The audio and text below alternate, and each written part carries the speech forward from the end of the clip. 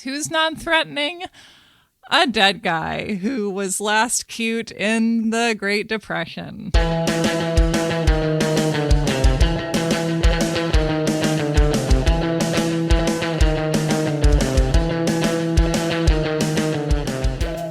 Hello, and welcome to You're Wrong About. I'm Sarah Marshall. Today's episode is a little bit different. It's kind of a variety hour / pinata episode. I have Chelsey Weber-Smith of American Hysteria as my guest. We are doing a lightning round of misconceptions and things that weren't there. We get topic suggestions for this show all the time, and I find it so interesting to think about what can be expanded into a whole episode and what feels like it would be a really interesting conversation, but one that would maybe only take about 5 minutes. And this conversation was really fun for me because Chelsey makes a wonderful podcast, and we got to talk about what do we have to think about when we're choosing a topic that we're going to talk about for an hour or so. And also when we only have so many topics that we're able to choose and do justice to in the course of a year. American Hysteria, if you haven't listened to it, is about moral panics, which are, of course, a great way to understand America itself, and quite a lot about the Satanic Panic. So if you're not tired of the Satanic Panic, and how could you be, you got to listen. And of course, because it's so rare that I get to have fellow Satanic Panic podcasters shop talk, Chelsey and I also get into that. This was a really fun one for me. I hope it's a fun one for you. And if you haven't gotten to enjoy Chelsey's work yet, I hope this is a gateway to that for you. You deserve it. Here's the episode. Enjoy.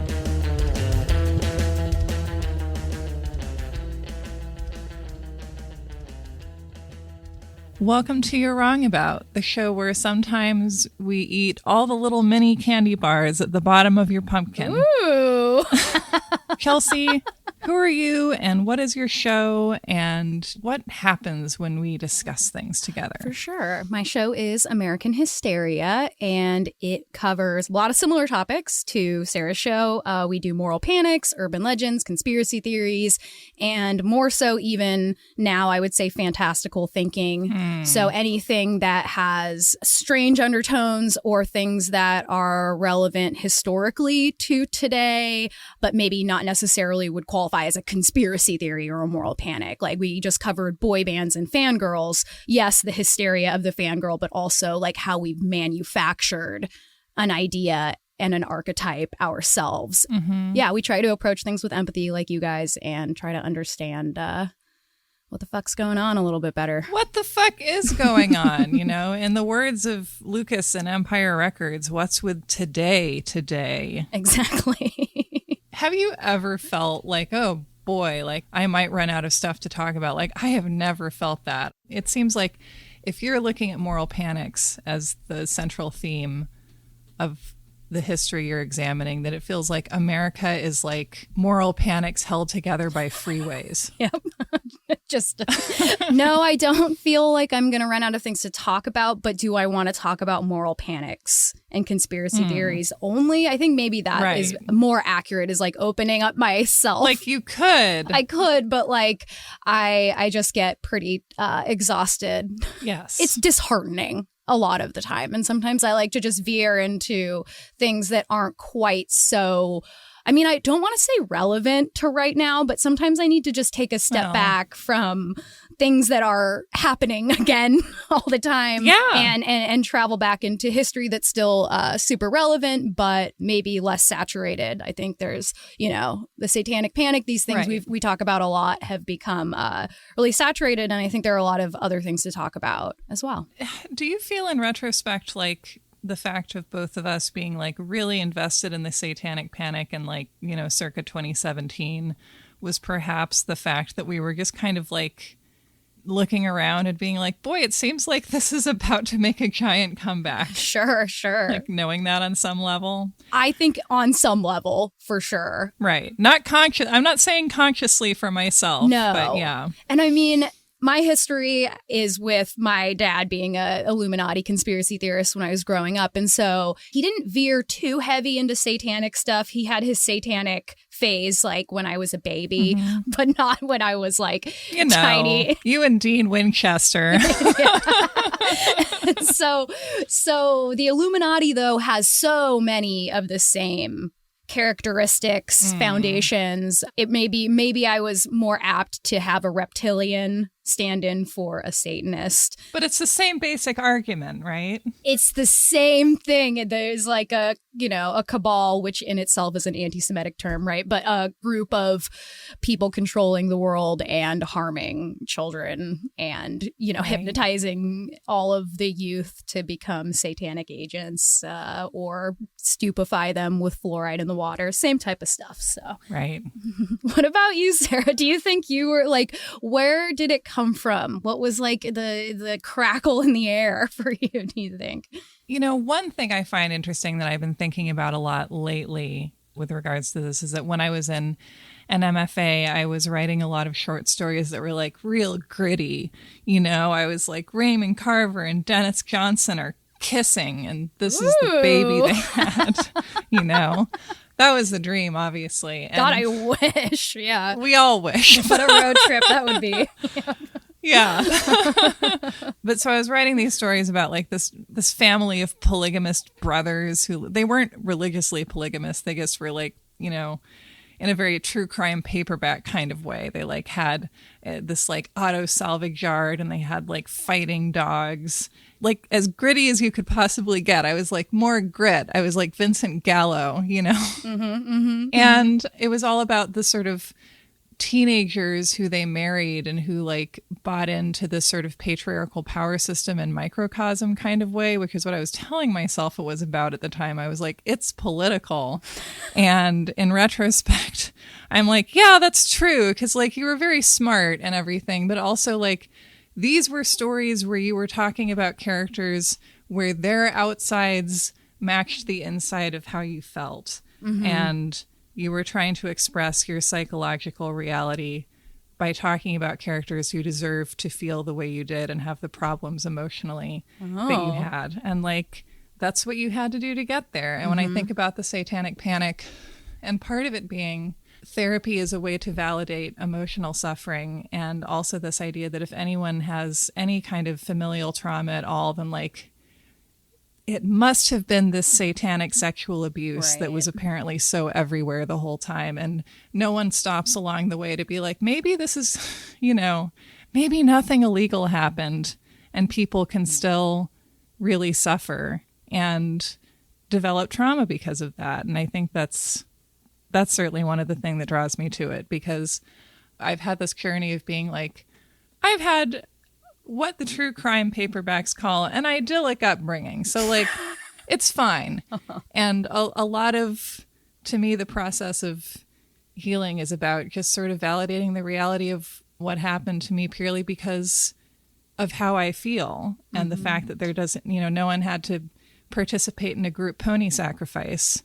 Even though that would feel validating, I imagine, if you were like, listen, I was one of those group pony sacrifice kids. Yeah. I have a right to be unable to get out of bed today. Right. Because beyond like these stories is also recovered memory, right? And I think recovered memory is a big, because it extends so far beyond the Satanic Panic and into this very day. Yes. It's shocking how much media is based around this really intense, complicated thing called recovered memory. And I think that the heart of it, and we did this in our alien abduction episode because that's so much of alien abduction comes from recovered memory as well. You get this like primordial soup of imagery, right? Of this like the grossest. It's like Satanic Panics, very unnerving, the darkest of the dark, but it does seem to stand in for not being able to have your trauma validated, trauma that isn't as sensational. It's like this way to externalize a trauma, make it big enough that people give a fuck, right? Right. So I also went to an MFA program, but in poetry. And what I think I'm so interested in is that moral panics are in a way like metaphors, right? So they're like this way that you blow out the satanic panic into this huge thing. But what you're really trying to say is like children are being abused. But your metaphor is this almost poetic, anti-poetic, whatever you want to say, but nonetheless like poetic in that it's exaggerated and translating like an emotional experience into a visual image. So somehow it's an extension in more than just like writing, you know? Yeah. Maybe the central truth of it is that only when we were like, children are being abused in service of Satan by these satanic churches were, you know, male authorities like, heavens no, we must do something. Because before, when the feminists were like, children are being abused by guys, everyone was like, well, yeah. And then as soon as they could like blame it on women who were putting their kids in daycare, that was right. It's like, what's the fastest route to blaming a lesbian? And how do we get there? Yeah. Or like gay panic. It was just immediately like, yes, all of these children are being molested by gay men. Absolutely. Right. Unequivocally. But, you know, yeah, I think that has a ton to do with it. Yeah. So I want to do a couple things with you today. This is kind of like a more game show like episode than usual. Great. So I did a call on Patreon. I asked people for episode topic suggestions, and I think got about 1,000 responses. And they're just, you know, really fantastic. And I wanted to take a look at some of those with you and talk about like what your thought process is thinking about how to make your show, which is pretty similar, I think, to a lot of the questions I have to ask myself making this show. I have a little grab bag of misconceptions. Okay. I want to go through them with you and talk about basically all of these are things that people falsely believe and that we can do a debunking of, but which of them are interesting and why, and so forth. Okay. And we're going to get more galaxy brained as we go on, and I've saved my favorite one for last. Good. Okay, number 1, baby carrots. You know where I'm going with this? I don't. No idea. So I've heard people express amazement when they realize that a baby carrot is not in fact a juvenile carrot, but it is actually an adult carrot that has been whittled down to be small and oblong. So each of those just wastes a bunch of carrot? You know what? I have no idea. Let's see if we can find a video. Maybe the rest goes into shredded carrot bags. That would be nice. I like to think that they have some kind of system that uses almost the whole carrot. It could go either way in America. Yeah. Oh, yeah, we got a video. All right. I like to say 3, 2, 1, go. So. All right. 3, 2, 1. Oh, they start in the field. Good to know. I didn't know where they were grown. Looks like a thresher. Beautiful carrots. Fully intact carrots. Okay. They're washed, cut and peeled. They're going on the belt. Whoa. Polished with smooth stone rollers. That's what I should do with my face every morning. Now they're ready to go into bags? Did we miss something? See, and I was wrong. They're not whittled. They're buffed. You're out here spreading misinformation. Okay, so that's baby carrots. So if it were me, I would take this grain of something of baby carrots and I'd want to expand out. So what is this baby carrot a symptom of? What's a bigger issue that's happening here? Is it food waste? I think I would go with like ridiculous ways that we've altered food to like make ourselves comfortable as humans. I don't know. I would want this great baby carrot story in there, but it's not going to be enough for an episode. But it could be like a heart. It could be like the main story, right? It's like the popcorn method, I want to call it, where you have like the kernel. It can puff it out into something much bigger than what you started with. That's how popcorn works, just for people who don't know. Right. So if I'm thinking about this as a topic, you're hearing kind of to me how the process starts, because I was like, baby carrots, that's a thing. People think one thing, baby, right in the name, but they're not. They're adult carrots. So like technically that's a debunkable misconception. And I was like, and that's obviously like pretty simple and, you know, who cares? But we watched that video and I was like, okay, this is causing some thoughts to happen in my brain about like the mechanization of food, the issue of supply chains, which are all anyone ever talks about anymore. there is a big topic here, and it's not baby carrots exactly, but baby carrots like lit the way to the topic. Yeah, exactly. And like, what is up with the way that we make food? Yeah. Why did we make a baby carrot? Why did we say we need this carrot to be buffed completely of life and look like a cartoon? Taking this like wild looking thing and making it as sanitized as possible. That's the story we tell. Yeah. Okay. All right. Love it. All right. Number 2, the War of the Worlds. So the legend, of course, we should listen to some of this because it's just quite fun, is that Orson Welles, on whom I had a giant crush when I was a teenager. Oh, wow. In the early 2000s, Orson Welles, who by that time had been dead for 20 years. Who's non-threatening? A dead guy who was last cute in the Great Depression. Was he cute? He was so cute, Chelsea. All right. Okay. So hot Orson Welles. Hot young Orson Welles. And he's working for CBS. He's doing a ton of radio drama. So it's kind of like a mockumentary. It's basically a faux news broadcast based on H.G. Wells's The War of the Worlds about our invasion by aliens. And let's listen to a little of it. You are listening to a CBS presentation of Orson Welles and the Mercury Theater on the Air in an original dramatization of The War of the Worlds by H.G. Wells. The metal casing is definitely extraterrestrial. I have been requested by the governor of New Jersey to place the counties of Mercer and Middlesex as east to Jamesburg under martial law. Incredible as it may seem, both the observations of science and the evidence of our eyes lead to the inescapable assumption that those strange beings who landed in the Jersey farmlands tonight are the vanguard of an invading army from the planet Mars. 120 known survivors. Quiet.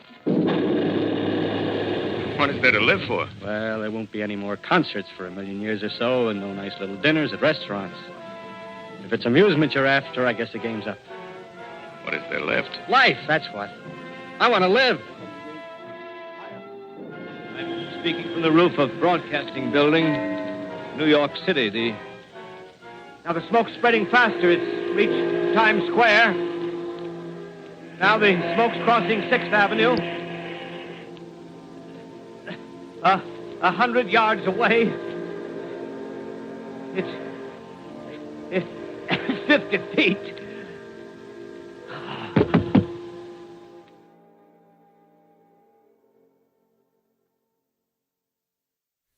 It's good stuff. It's great stuff. It's great stuff. But yeah, I mean, so basically the narrative that I grew up believing, a lot of people grew up believing, and that you get from official sources about this was on a PBS retrospective not long ago, stuff like that, is that this caused mass hysteria, that like people, you know, that like the streets were flooding with people panicking. That, you know, what is an interesting thing, I'm sure you have a lot to say about this, is like Blair Witch Project, The Exorcist, The War of the Worlds. What thing are audience members supposed to be doing? What do you mean? They're getting sick. They're getting injured. They're fainting. Yeah. There's all these legends about people being injured by scary stories. And when you check it out, it's like either not true or partially a little bit true, but like one person fainted for reasons unknown, maybe not related to the movie. Yeah. Mm-hmm. You know, like a legend about a guy having a heart attack while listening to The War of the Worlds that was never confirmed. Yeah. What's interesting is that apparently not that many people were listening to it. A lot of markets didn't even carry it. A lot of listeners were actually listening to Edgar Bergen, who was more popular. And to me, the funny thing about that is that Edgar Bergen was a ventriloquist. Oh. And I will remind you that this medium is radio. Anyone can be a ventriloquist on the radio. However, some people get scared. There's a little bit of anxiety. It doesn't appear to be happening at anything approaching a significant scale. Yeah. People aren't fleeing the cities. People aren't engaging in mass hysteria. But the newspapers exaggerate the idea that people are panicking because of this radio show. And there's an article on Slate about this from 2013. I'll put it in the show notes, that makes the argument that this is a time at which newspapers are feeling a little bit anxious about the radio snapping up their job. And this is a nice time for them to be like, hey, radios are unreliable. They'll lie to you about being invaded by aliens. Trust the newspaper. And they're doing so by kind of making up a story. So ultimately, no one really looks good. Yeah, that's great.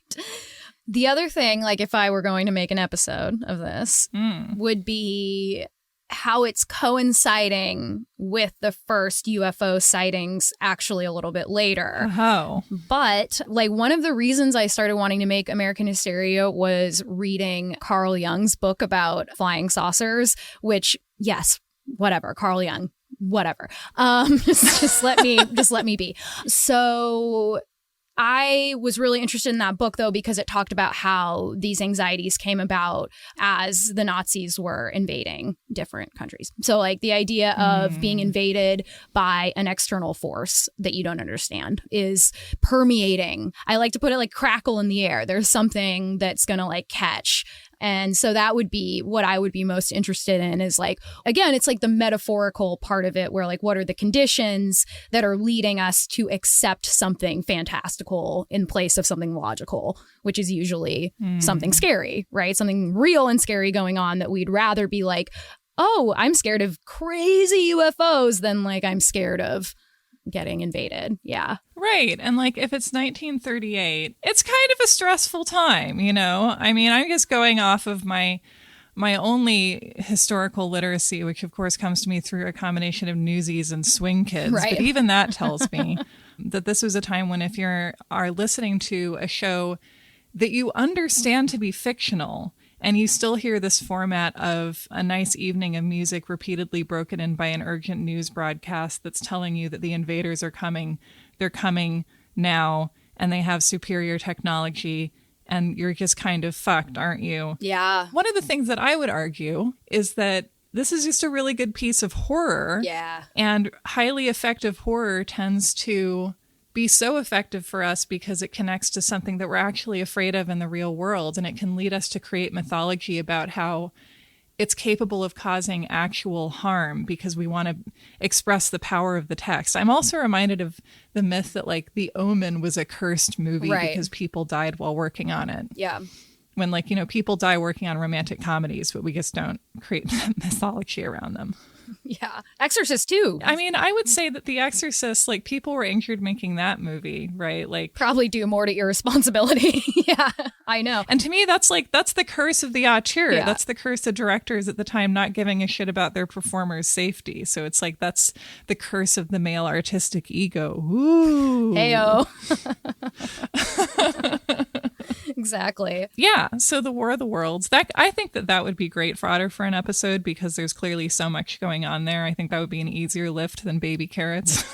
Yeah. And it's like a meta, right? Like the hysteria about a hysteria or the you're wrong about something that people are wrong about. So yeah. It's like it's a Stromboli. This is Orson Welles, ladies and gentlemen. Out of character, to assure you that the War of the Worlds has no further significance than as the holiday offering it was intended to be. We annihilated the world before your very ears and utterly destroyed the CBS.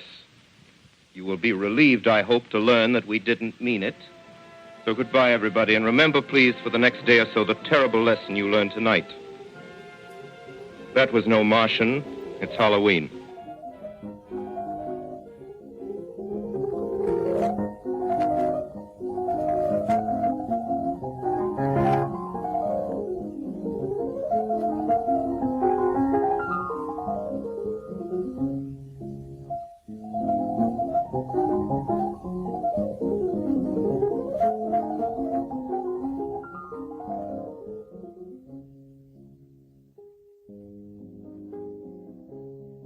All right.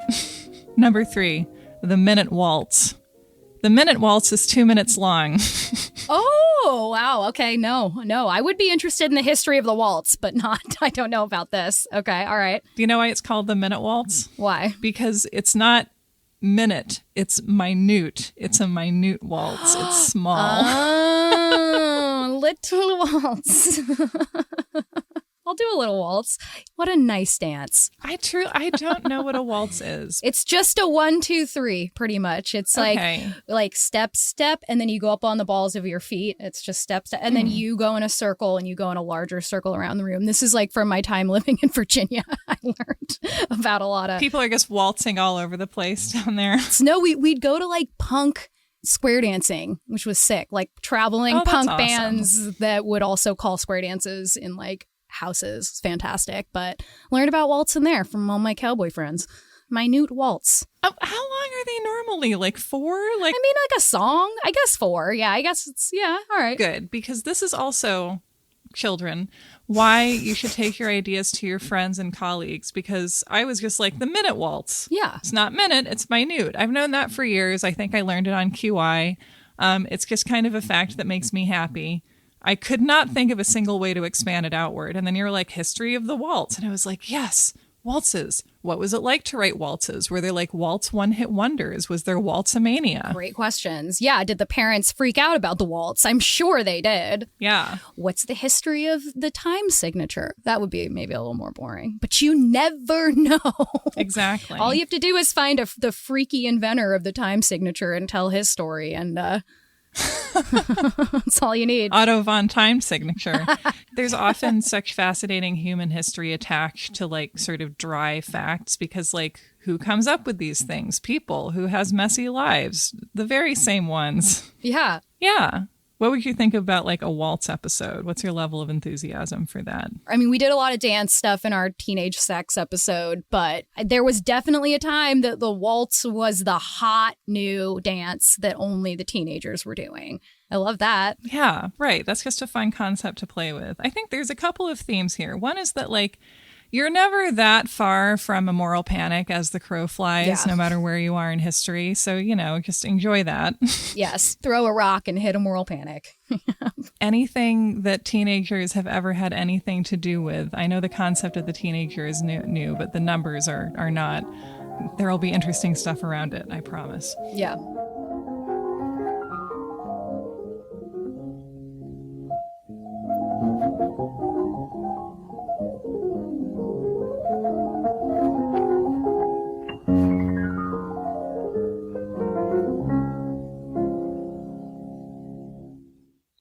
Are you aware of the phenomenon where every quote in the world has been attributed to Marilyn Monroe? I've heard this before. This also happens with Audrey Hepburn. This need to believe that quotes were said by really hot people, I think. Yeah, sure. Especially on Tumblr. This was huge on Tumblr when I was on Tumblr. Ask not what your country can do for you. Exactly. Ich bin ein Berliner, Marilyn Monroe. But my favorite one of these is the phrase, well-behaved women seldom make history. Okay. Have you encountered this phrase in your life? Yes, I believe that I have. Uh-huh. Who said it? Well, I first want to know where you've encountered it, because I definitely have memories of like growing up with it, like on merch as a tween. Yeah. I feel like it's common knowledge who said it and I just don't have it, but maybe that doesn't sound like it's the case. It's not common knowledge, I wouldn't say. Yeah, I would say it's common knowledge around like maybe like sort of historian academics. Sure.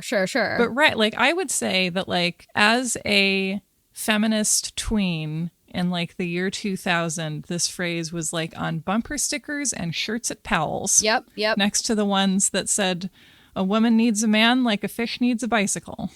Sorry I missed church today. I was off practicing witchcraft and becoming a lesbian. Yes. Remember that shit? Yeah, that was a good one. Do. Spicy stuff.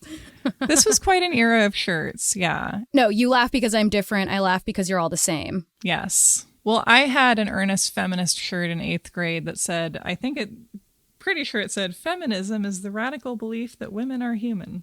Uh-huh. And I thought that was just the bee's knees. Hot shit. Which, like, it is. But it was just like, I guess I'm like, Sarah, like, you could have taken things slightly less seriously. You know, like, you were in 8th grade. Like, have some fun. Yeah, I wasn't a feminist yet.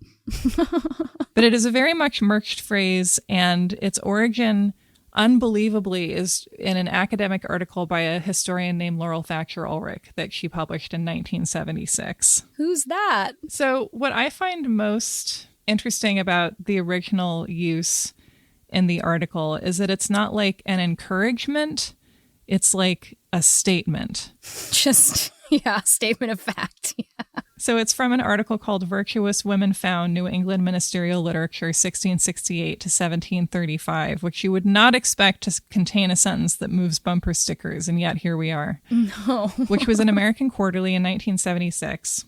And this is the passage preceding the sentence. Cotton Mather called them the hidden ones. They never preached or sat in a deacon's bench, nor did they vote or attend Harvard. Neither, because they were virtuous women, did they question God or the magistrates. They prayed secretly, read the Bible through at least once a year, and went to hear the minister preach even when it snowed. Hoping for an eternal crown, they never asked to be remembered on earth, and they haven't been. Well-behaved women seldom make history. So it's somebody quoting Cotton Mather. No, he didn't say, he didn't know. No. He just called them the hidden ones. Okay. Got confused. No, wouldn't that be incredible if it were a direct Cotton Mather quote? No. Yeah, that would have made me the happiest. That would be truly, truly, truly outrageous. Yes. Wow, not what I expected, though, at all. How would you describe that passage? Well, it doesn't seem to be saying what we are saying it's saying. Right? It seems to be saying that you should behave and that your behavior, your lack of noticeable behavior or doing anything out of line is bad because you want the modesty of not being remembered. Is that totally off? I think that's descriptive of the people who this passage is about. Yeah. Okay. All right. Yeah. This is a descriptive passage essentially saying like women who fulfilled their duties as prescribed to them by the male society in which they live, by Puritan New England in this case, didn't tend to be remembered, to leave a mark on history, right? Like we have historical records of like murderers and revolutionaries and people who, you know, either royally fucked up or were very wealthy a lot of the time. And Cotton Mather did write the first true crime book. Of course. Is that the Elizabeth? No, he didn't write about Elizabeth Knapp. What's the first true crime? It was actually just a compendium. It was a compendium of criminals and his sort of chance to proselytize about their sins. If I could take a single thing from this conversation, I would probably pick Cotton Mather wrote the first American true crime book. Yep. And just stick with that for an hour. Stick with it. You can learn more about it on our true crime episode, everyone. Dun-dun-dun. But anyway, all right. I promise that's my last Cotton Matherism.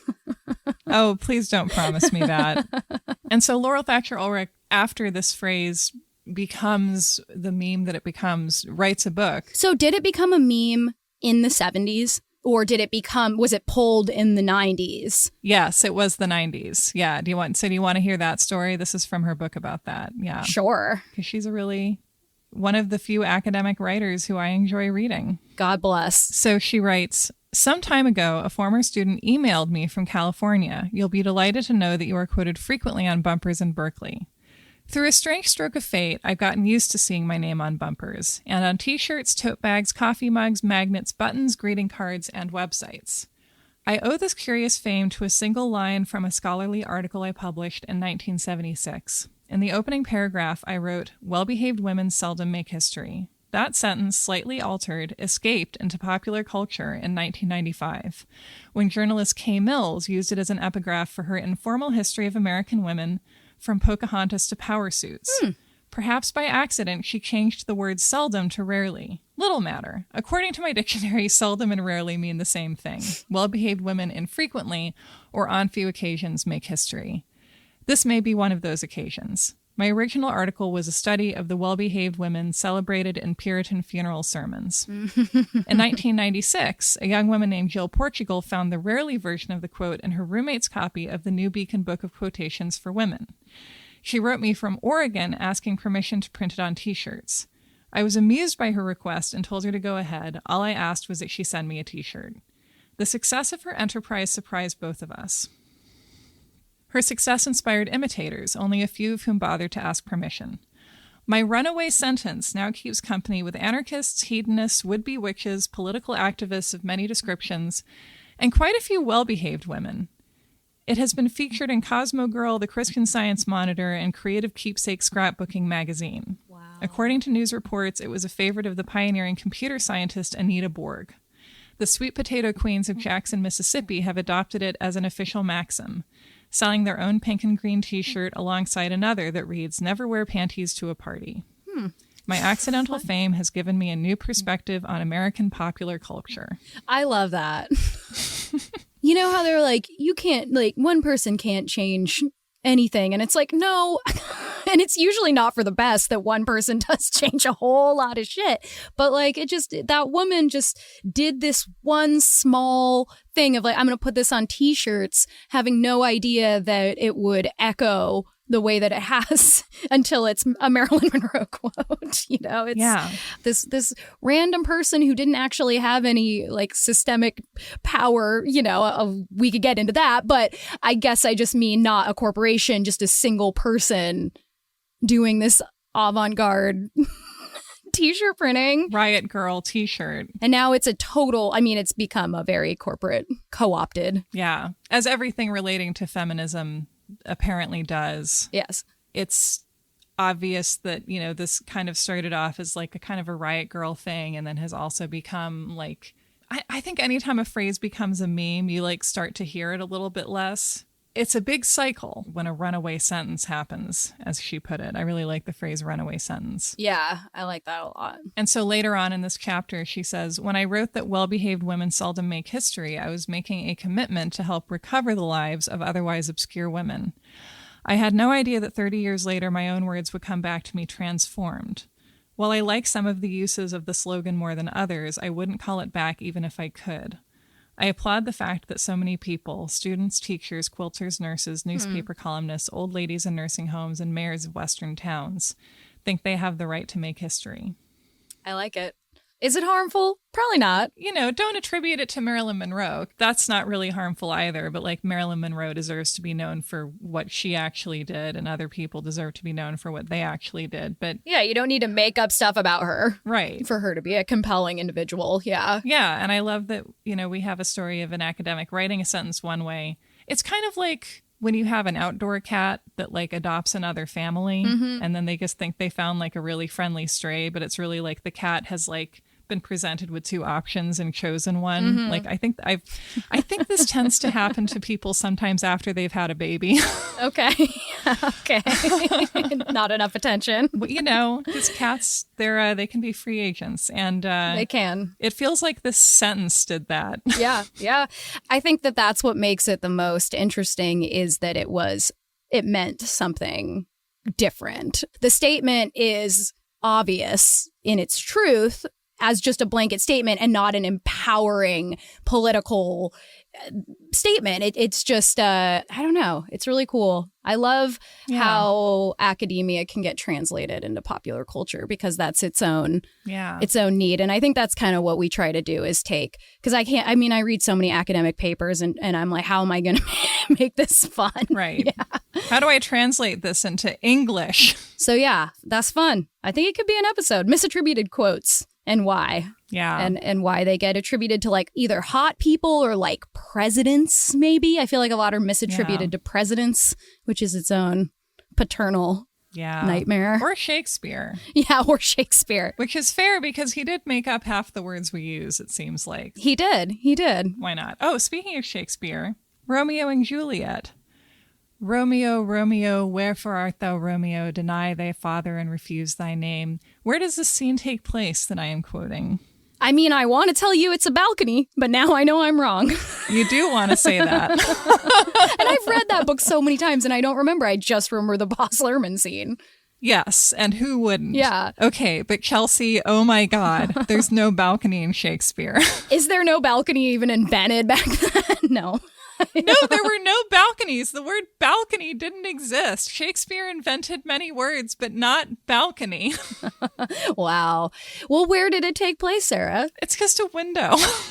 Okay, all right. It doesn't ruin anything. It's fine. But I'm just like, this is the kind of thing that like can make you question everything, in my opinion.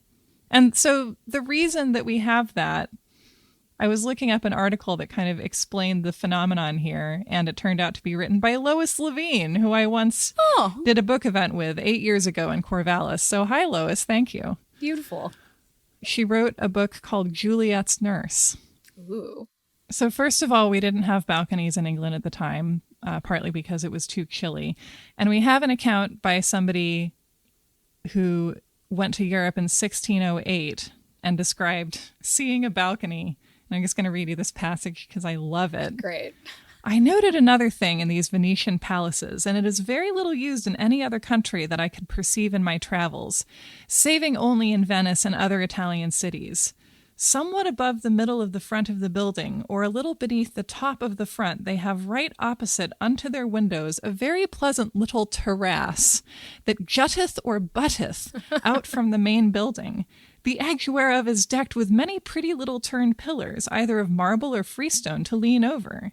These kind of terraces or little galleries of pleasure serve only for this purpose, that people may from that place, as from a most delectable prospect, contemplate and view the parts of the city round about them. Galleries of pleasure that jutteth and butteth, and just like the awe-inspiring first time you see a balcony in England. Right? It's beautiful. I love it. And I mean, this also to me screams the Mandela effect. Yes, totally. We all are we're misremembering collectively. Or do you think more than Baz Luhrmann, it was convenience of set design originally because it would be easier to, or would it be not easier to have a balcony on set? These are great guesses, but that you're never going to extrapolate. Well, you could extrapolate, but it would take you like at least 12 more tries. Okay, time we don't have. Yes. Okay, so to quote Lois Levine again, the answer is that Romeo and Juliet was usurped by a similar play by someone named Thomas Otway. This happened because, quoting Lois Levine again, in 1642, the Puritan Parliament, at war with King Charles I, closed London's theatres. After Charles II was restored to the throne in 1660 and the theatres were reopened, Shakespeare plays were put on again, including a 1662 revival of Romeo and Juliet. But far more popular was Otway's 1679 play, The History and Fall of Caius Marius, which grafts dialogue, characters, and plot from Romeo and Juliet onto an ancient Roman military and political struggle drawn from Plutarch. Although Shakespeare himself often borrowed heavily from a wide range of sources, Otway's own substantial appropriations, as when the young heroine Lavinia soliloquizes, "O Marius, Marius, wherefore art thou, Marius?" might strike modern audiences as a nearly sacrilegious level of plagiarism. So Otway, because he lived later on, was like, I'm putting a balcony in my show. Mm-hmm, mm-hmm. And so for quite a while, this was the dominant play. And it had a balcony in it. I mean, is this any different than Shazam, really? The story of Shazam? It is Shazam. Yeah. But it's the same thing where two things are merging in our memory. Two similar things are creating a false memory. Right. And somebody was just ripping off this play and changed the course of its history, I guess. Yeah. And then Romeo and Juliet starts becoming ubiquitous again in the 18th century, and it has a balcony in it because we've been doing the ripoff version of it, and that has a balcony. So why wouldn't this have a balcony? Now, Sarah, do you think in like 200 years they'll think Romeo and Juliet had like an aquarium and a pool? I think it had an aquarium and a pool in it. And maybe Radiohead was there too, making the soundtrack. And John Leguizamo.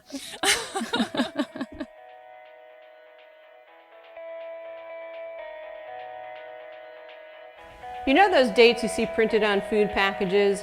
Well, a lot of people think that's when you should throw the product away. Let's talk a little bit more about what the sell by, use by, and other code date phrases really mean. Chelsey, let's say that you've bought some sour cream. Yep. Okay. And you take it out of your refrigerator and it's April 10th and it says used by April 10th. What is this package telling you? It's telling me, though I wouldn't heed it myself, it's telling me that it has expired. This is perhaps the most consequential piece of information that I have to share in this episode. Nay, perhaps in this program. All right. Okay.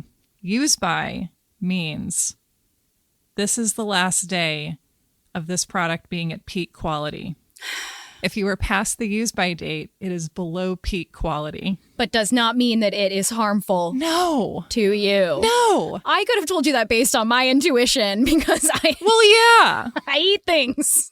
The amount of yogurt that I have wasted in my life because I believed use by meant expired, and that like even if it looked fine, probably they knew better than I did. Probably it made sense to play it safe because I'm like phobic about getting food poisoning. And it turned out they just meant like this yogurt will be a little bit less perky. But that is such bullshit because like I feel like there's something in that. I mean, here's my conspiracy theorist that never leaves me. But like, come on, use by, that language is saying throw this out and buy more. Listen, I have no proof of this, but yeah. Sarah, this is right, because if they wanted you to know last day of peak quality, they could find a way to print that on the package, right? It's a demand. Use by. Yeah. Well, I feel really vindicated in that I've eaten things way past their expiration date and I'm just a generally gross individual, but now I can tell other people and they'll have to believe me. Yeah. So take that. Yeah. And so best before means the same thing. Best by means the same thing. Sell by means that's the last day at which it should move out of the store. So like if it's in your house after its sell by date, like that's fine. That's where it's supposed to be. Only if it says expiration date does that actually mean that that's when it's supposed to expire. And obviously even that's conservative. So sure, they got to really play it safe on that date. Don't eat anything you reasonably expect to be expired, but also like we've apparently been told to throw away perfectly good food for our entire lives. So that's nice. I say follow your heart. I like that too. Okay. And now our final debunking. I'm just going to search up a very short video to send you. Perfect. Okay. 3, 2, 1. Kylie Jenner to the foyer. Kylie Jenner to the foyer. I have a little surprise for you. Is that a chicken? Wait, what is that? Okay, all right. Okay. This is like a vine. It's like is it Chicken of the Sea is what it's reminding me of. Jessica Simpson. It is like that, yes. But, well, because this is an audio medium, can you tell me like what renders this situation humorous? Sure. Well, Kris Jenner is holding a pig as, is it Kylie? So Kylie then says, is that a chicken? Yes. Is that what she says? Yeah. So that's the humorous thing, is that it is clearly not a chicken. Yeah, it's clearly a pig. So it's like an amazing out of context clip, and it's just sort of a meme that just sort of still is around, I think. I certainly think partly in memes, and a lot of people have this meme in their brain. And so I just think this is a funny one to debunk because the context, apparently, I looked this up the other day because I was like, how could, like, did Kylie think that was a chicken? Like, how did she think that was a chicken? I was kind of trying to think, like, could I possibly like think that was a chicken? Like, who knows, right? Always the empathetic person, yeah. Well, and and so I think like part of what made this popular as a meme is this idea of like, how could you think that that's a chicken? That's ridiculous. Like, what an idiot. And what she says is that like she had asked for a chicken. She had like specifically asked her mom for a chicken as a housewarming gift, and then she was coming down to the foyer knowing that there was a surprise. And knowing that she had asked for a chicken, and apparently she couldn't see very well. And so she asked, is that a chicken? Not because she inexplicably thought a pig was a chicken, but because she has specifically asked for a chicken, like the country boy she is. And she got a pig, like the country boy she is. Yeah. Well, that makes perfect sense to me. Right. Although I will say that if you're getting a present from someone, you shouldn't say that out loud. No, you shouldn't. You should keep it in your head. That's the real part of this meme that's important. Yes. So yeah, and I think that's just a good one because it's like the answer's right there. It makes total sense. It's still like a classic meme that people love. And it also falls into the category that I think is like very well represented in Misconception, which is like, look at this dumb bitch. Yeah. And I'm not going to like spend a lot of energy going to the mat for the Kardashians. You guys have noticed that they don't appear on this show that much. They have, other people are taking care of them right now. But like, I always think that it's silly if you have misgivings about what someone is up to morally or the implications of their vast wealth or whatever, you still can't frame them for not knowing what a chicken looks like. No. It's not fair. It's not just. No, because it affects everyone. Trickles down, you know? Yeah. Mm-hmm. Attack her for her wealth and the way she treats her workers, but not for thinking a pig was a chicken. Well, so here's an interesting question, too, is that I think, to me, there's a subtle but important difference between, like, is this a debunkable thing versus, like, is this something that people have some prior investment in? Like, not necessarily they think they know a story that you can then show them is untrue. Like, if I were to say, like, we're going to do an episode on Amy Fisher, which we have in the past, you would be like, yes, I probably, as a millennial, have some awareness of who Amy Fisher is. She was mentioned in the Addams Family Values. Like, I kind of know that she did something bad in the early 90s, but, like, what were the circumstances? Yeah. You know? So, like, that could be debunking someone with the specific idea that she was a criminal mastermind, or it could just be, like, you're invested in this. You know that it happened. You know adults were talking about it when you were little. I guess that's more of a popcorn. It's often you think the story's about this, but really the bigger story is about this, right? Like a larger, you know, you would think, oh, Harry Houdini, we're going to learn all about him as a magician, when really you would learn probably all about him as a spiritualist debunker, because that story is so fantastic. And right. And then you're like, known as a musician, also did this. Sure. Yeah. Yes, exactly. Like a character like him is great because you can reach into like different things. Yeah. Simultaneous truths. Yeah. Like the truth being bigger than the space it takes up in your brain is probably the biggest theme. That's great. Yeah. Mm-hmm.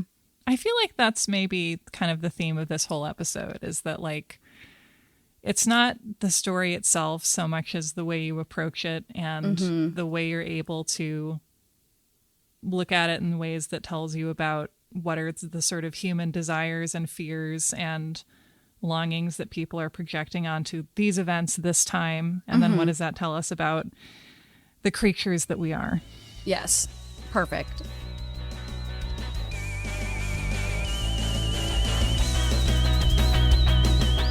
And that was our episode. I hope you enjoyed it. Thank you to Chelsey Weber-Smith.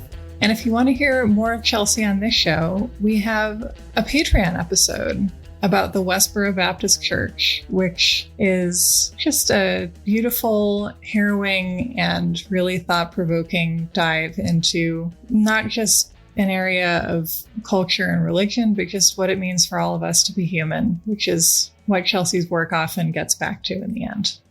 And thank you, as always, to Carolyn Kendrick, producer extraordinaire. See you next time.